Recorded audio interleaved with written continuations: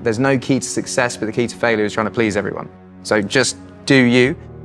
I always kind of try and put myself in situations, like I've always tried to make records that I want to listen to. Like people always say, do you make music for your fan base? And I go, no. Like if I made music for my fan base, like I wouldn't be happy. I'd be making music to appease someone else. The reason I create music and play music is essentially to make myself happy. I feel like that's why anyone creates. You might never be the best at something, but you can always work harder than someone who is the best. I came into an industry where I am not the most talented person in my industry, but I know I can outwork everyone because that's the one thing I can do. I just think being yourself is so powerful. And I feel like a beautiful person, but without just sounding weird about it, but because of it, I have now a confidence in myself. Because of being myself, all of these great things have happened. So now I can walk into an award show dressed however I want and be super confident about it because it's like I've done what I set out to achieve without compromising. You're allowed to be artistic and don't let anyone dim your light. Like you should always shine as bright as that. But it's about instilling confidence in people. And I think me having success, I can say to her, look, I was really weird and I've managed to have success. So if you just carry on doing you, you're going to have the same thing. If you fail, you've not lost anything. And if you achieve and make it good, the possibilities are endless. Everything leads up to a point and there's steps that you have to take basically, and just remind yourself of the steps. Should I do this? Should I not do this? I'm just going to experience it. Of course I'm insecure. Everyone I know is insecure. I think successful people are overly insecure because you have people kind of poking holes in you the whole time. I think because most men that I know are insecure, but for fear of being called a precious little snowflake would never say anything. And my dad always said to me, like, if you don't need to get a degree to do a job, then go out and experience it. Like, you know, if you want to be a doctor, go and get your grades and stuff, but if you want to be a musician, your education is going to come from doing shows, writing songs, practicing, meeting people, networking. So just start off as early as possible and do that. Theory about the 10,000 hours theory. When I first started out, I saw Damien Rice in concert. I mentioned it in a song. I said, I won't stop till my name's in lights, Stadium Heights with Damien Rice. And literally, like, I watched him and was like, I want to do that one day. And wrote a million songs, did a million gigs, ended up kind of doing a similar thing. But it literally came from writing a song a day or 2 songs a day or 5 songs a day and just getting all these songs out of me, doing a million gigs, sometimes 3 gigs a day. We did 6 gigs a day one year at Glastonbury. But I think you view it as a dirty tap. When you switch a dirty tap on, it's going to flow shit water out for a substantial amount of time, and then clean water is going to start flowing, and now and then you'll get a bit of shit, but as long as it gets out of you, it's fine. So with songs, you're going to write shit songs at the beginning. My songs were terrible. My raps were terrible. Like, I listened to it the other day, it was awful, but I got it out of me, and the more and more you write, the more and more you experience, and then you start flowing clean water, and songs start getting better and better and better, and when you're on a good streak, you're writing good songs, now and then you're going to write a shit song, and that song is out of you and you can move on. And it's the same with gigs. Like, you will always play bad gigs at the beginning. That's what you need to do, and then the more gigs you do, the better you'll get. Now and then you'll have a shit gig, but that's all right because you've got it out of you and you've experienced it. So I just say the more and more you can do, you put in your 10,000 hours, write as many songs as possible, gig as much as possible, always be nice to people, because that is how the music industry works now. It doesn't work on who's the best, it works on who's got the best music and who's the nicest.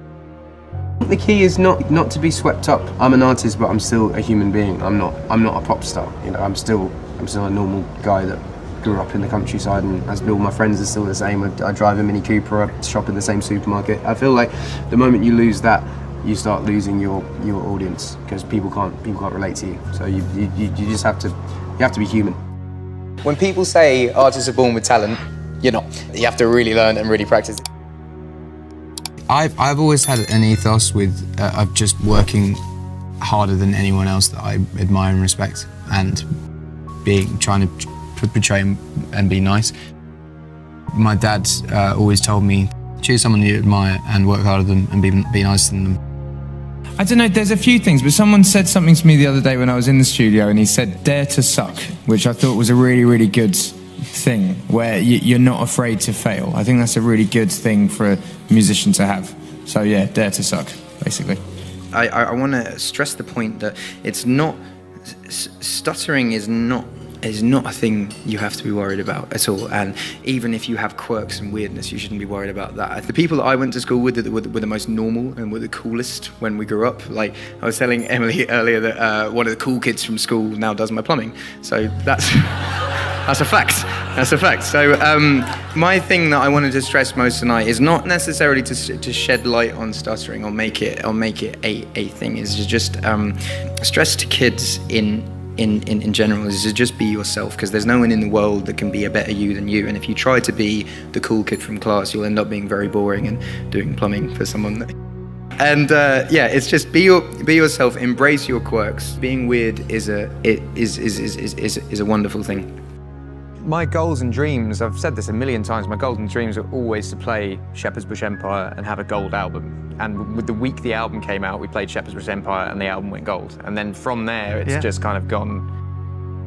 So it's quite easy for me to be myself, because I've been every step of the way, every time I've been myself, I've had success in it. But I think it's hard when you've had a lot of success musically, maybe doing something that you didn't believe in 100%. You know, sometimes the success that you find isn't actually you being yourself. But also I think it's the fake it till you make it attitude of, if you let people think you're successful, then you will eventually become successful. My pain might be different to someone else's. It might not be on the scale of anyone else's, but it still creates music. I don't really see the point of making music if it's not an expression of self or a form of therapy. You know, it's like, if I have a bad day, I want to write a song. I don't want to write a song to have a hit. I want to write a song because I want it to make me feel better. When you're angry with something, you write either an email or a letter to that person, and then you just write everything down and then you don't give it to them. It's just about getting it out, and it just makes you feel better. You have it, you read it, you rip it up, you're done. All creatives are prone to real ups and downs, because you have a part of your brain that you open to write a song, that you let these really personal emotions out to write the song, but then that part doesn't close sometimes, so you are just, you feel so much, and you are up and down and up and down, and my highs are really high but my lows are really, really low, and I got really low and realised that the thing that made me happy was writing songs and getting those feelings out again.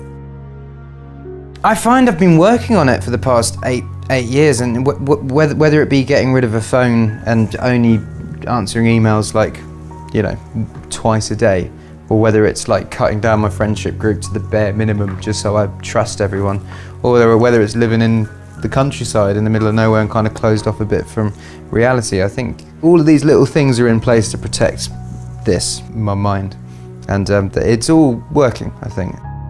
Fame is an enhancer of anything that is going on. If you have an ego, you get a bigger ego. If you're anxious, you get more anxious. If you're shy, you get more shy. I look at my dad, and my dad has 4 friends now, and they're like his core friends. And he probably had 20 friends when he was 20 or 25. But the older you get, the smaller your friendship group shrinks, and fame just speeds that up. It just enhances that. So my friendship group has shrunk, but I'm left with the people that I'd have been left with in 20 years anyway. So yeah, I have changed. I've learned a lot. I don't care what people think. Like, I'm so happy with where I am. I love my friends, I love my wife, I love my family. No one to celebrate the success with, like, what's the point? So I'd say the greatest success has been settling.